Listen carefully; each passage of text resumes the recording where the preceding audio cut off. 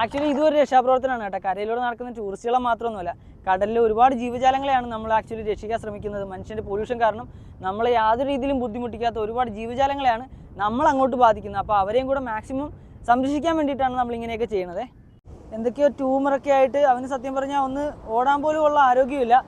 അപ്പം ഇത് ഈ അടിഭാഗത്ത് നോക്കിയേ, ആ ഒരു ട്യൂമർ പോലെ കണ്ടില്ലേ. അപ്പോൾ നമുക്ക് ആലപ്പുഴയിൽ എന്തെങ്കിലുമൊക്കെ രീതിയിൽ ആർക്കെങ്കിലുമൊക്കെ വന്നിട്ട് ഒരു റെസ്ക്യൂ ഓപ്പറേഷനോ എന്തെങ്കിലുമൊക്കെ ചെയ്യാൻ പറ്റുമെങ്കിൽ എന്നെക്കൊണ്ട് പറ്റുന്നതിൻ്റെ മാക്സിമം ഹെൽപ്പ് ചെയ്യാനായിട്ട്, ഫിനാൻഷ്യലി ആണെങ്കിലും ഫിസിക്കലി ആണെങ്കിലും എൻ്റെ കാര്യങ്ങളെല്ലാം മാറ്റി വെച്ചിറങ്ങാൻ ഞാൻ റെഡിയാണ്. നമുക്ക് ആലപ്പുഴയിൽ ഇല്ല കേട്ടോ അങ്ങനെ ഒരു റെസ്ക്യൂ ടീമൊന്നും ഇല്ല. ആരെങ്കിലുമൊക്കെ വരുവാണെങ്കിൽ ഭയങ്കര ഹെൽപ്പായിരിക്കും. എന്തായാലും ഇത് ഗവൺമെൻറ്റിൻ്റെയൊക്കെ പറഞ്ഞിട്ട് നമ്മുടെ മൃഗസംരക്ഷണ വകുപ്പൊന്നും ഇവർക്ക് വേണ്ടി എന്തെങ്കിലും ചെയ്യുമെന്ന് എനിക്ക് തോന്നുന്നില്ല. അതുകൊണ്ടാണ് ഞാൻ ഇതിനൊക്കെ ചെയ്യാൻ പറ്റുന്ന ഏതെങ്കിലുമൊക്കെ സാധാരണ മനുഷ്യരോട് റിക്വസ്റ്റ് പറയണത്.